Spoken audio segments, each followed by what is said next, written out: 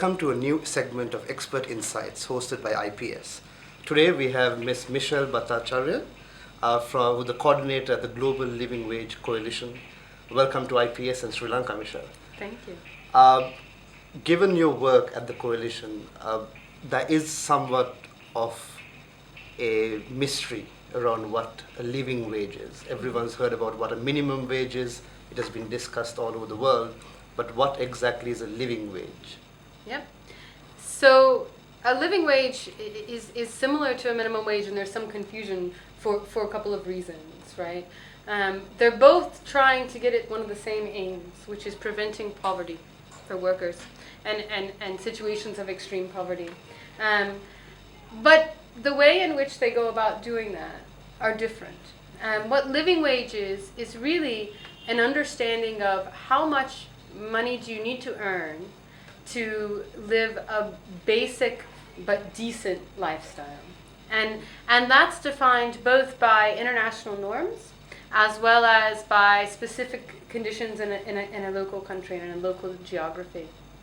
So when we really looked at this, I think living wage has become the sort of phrase that's used to explain decent wages. And decent wages have an understanding that's going back much longer. So if we look at it through that lens and say, okay, a living wage is meant to say what is a decent wage and what's that side of the equation.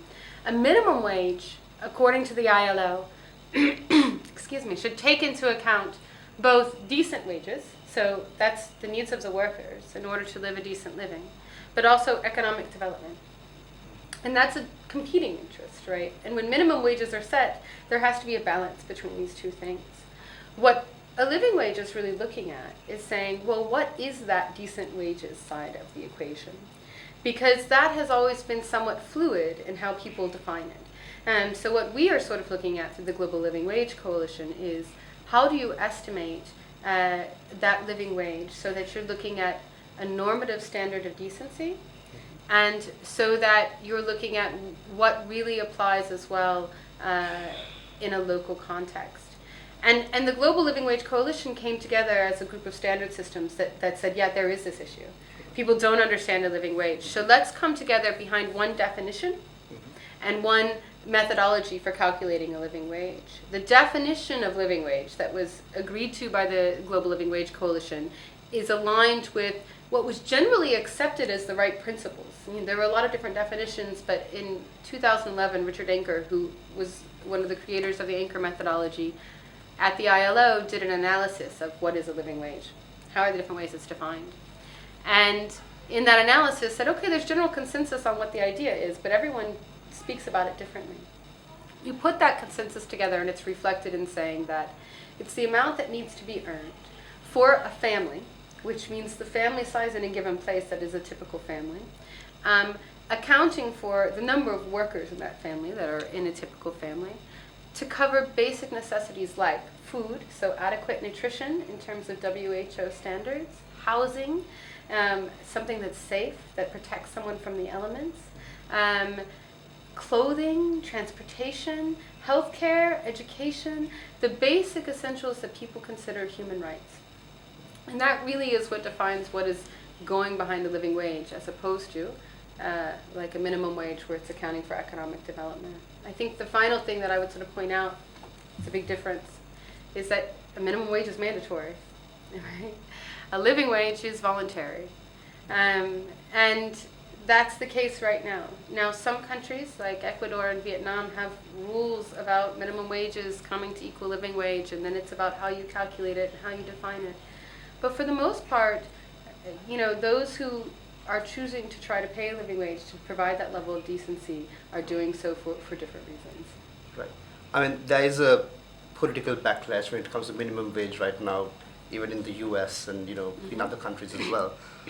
When it comes to living wage and when it comes to implementing this living wage, as you said, there's a counterbalance between the economic development side of things, as well as the workers' rights and quality of living. How do we integrate the private sector in implementing this better? Yep. So the private sector is absolutely essential. And unless every country tomorrow said we want to make our minimum wage equal a living wage, which is never going to happen, then the private sector is essential. And what we're trying to do, and really what we're thinking about, is one, coming up with an accepted and very transparent understanding of what we're defining as a basic standard of decency and what that cost is, making sure it's really readily available. Then working to say, okay, if we can get brands and retailers and suppliers to all agree that this indeed is probably representative of a basic standard of decency, we may or may not pay that, usually not, but yeah, we agree that it does represent that, and from a human rights lens, that's probably accurate. Then we're also working with unions to say, do you also agree that this is representing this level of decency? And can you then use this as a tool for collective bargaining to look at things in a way that engages companies but takes notice of what a specific situation is? We're trying to provide the tools and information, the understanding of what is needed for a decent living. The mechanisms by which that works, right, by which the companies are being engaged, those are different. We have standard systems who are members. Those standard systems are saying, can we work with the companies or the certified producers to try and say, let's work towards a living wage. Let's have a plan to get towards that. Let's try to increase faster than inflation. Let's move in that direction. But it really is up to, I think one of the key players is unions. This to us should be a tool in a union toolbox. We're very supportive of this being used in collective bargaining, and we're very supportive of saying we will try to get everyone in the value chain to accept the same level and to understand it. It's not enough, I think, to just say, producers, we're trying to give you a wage and you have to pay this. I think we are really trying to understand that everyone has a role in the value chains, including the brands, including the retailers, and getting this acceptance and understanding is huge. And we have had, even in sort of getting this methodology off the ground initially, we've had multiple partners in specific benchmarks that were companies that were really interested in understanding if what they're sourcing or if what they're producing is in fact workers getting paid a living wage. Right. And part of it being successful is in terms of aligning the interests of the employers as well as the employees. Yeah. What sort of incentives would an employer have to have a living wage? Yeah, there's a lot. So we're learning more and more about that too. I think that the best thing that we can do as a coalition is look at where wages are increasing and what kind of benefits are being seen. There needs to be more analysis, but there is analysis existing on what happens when you increase wages for workers. You oftentimes reduce absenteeism, you reduce turnover, you are able to recruit higher quality workers, you're able to increase productivity, and a lot of times you're able to you're able to slow or mitigate rather labor unrest issues that might go on that are all costs to a business. Thinking about being responsible and paying a living wage to workers is, yes, being responsible and looking at human rights, but also saying, what is the best way to make my business sustainable? In a lot of different businesses, in a lot of different industries, we're seeing difficulty finding workers who will take the jobs that are available, right? And so you're saying, well, how is that industry going to be sustainable long term if you don't have anyone to work within the industry? So there has to be a hard, long look at what do we need to do to make sure we can continue to make this an attractive job. And a big part of that is looking at wages. And I would also say, too, from a fundamental point of view, the elements that we're looking at in setting a living wage are those that encourage basic health. So if you're saying you need to live in sanitary conditions, and you need to make sure that you have protection from the elements in your housing, and you need to make sure you have enough calories in order to operate, and micro and macronutrients, Well, if you can afford all those things, you're healthier. If you're healthier, you're able to work more often. You're taking less there's far less absenteeism. So just by the nature of being able to afford a level of health, there's a benefit that accrues to businesses as well. So you're in Sri Lanka in terms of releasing a new report on the living wage in the plantation sector in Sri Lanka. What are some of the key findings that you've come across through this report that was also authored by IPS? Yep. What are some of the key findings, and how does Sri Lanka go forward in terms of this? Yep. I think we had a great meeting today where there were a lot of points of view that were sort of heard.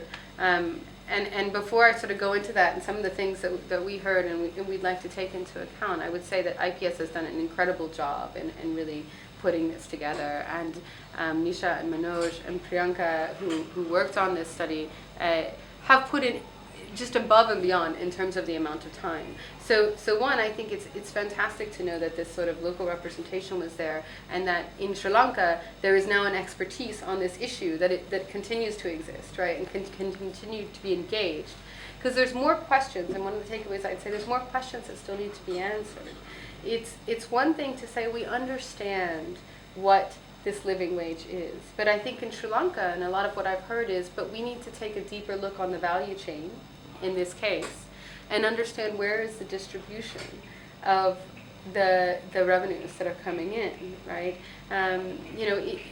How then do we actually get to that point of paying a living wage? And I think every country is somewhat unique. Some you're going to look at, well, maybe we have to look at prices, and some you're going to look at, well, maybe we have to look at productivity, which I know has been a question for some time here in Sri Lanka, and that sort of shift in the way people are looking is reflected in the new collective bargaining agreement that exists for Sri Lanka tea. So, I think that the key takeaway that I really heard that is specific to Sri Lanka is we have to stay on top of this as we move forward. There are changes being made, there's new housing being built, there's new conditions being supplied for workers. We need to continue to understand when those things are becoming available and how that affects whether a living wage is being paid or what the costs of living are, whether or not housing is being supplied that meets the standard of decency.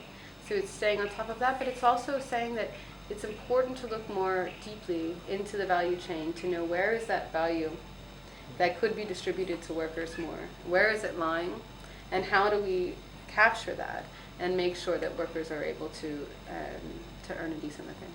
Okay. On that note, thank you very much, Misha. Yeah. I hope you enjoyed your stay in Sri Lanka, and I hope we'll see you back at IPS soon. Absolutely. Thank you so much. Thanks for having me. Thank you.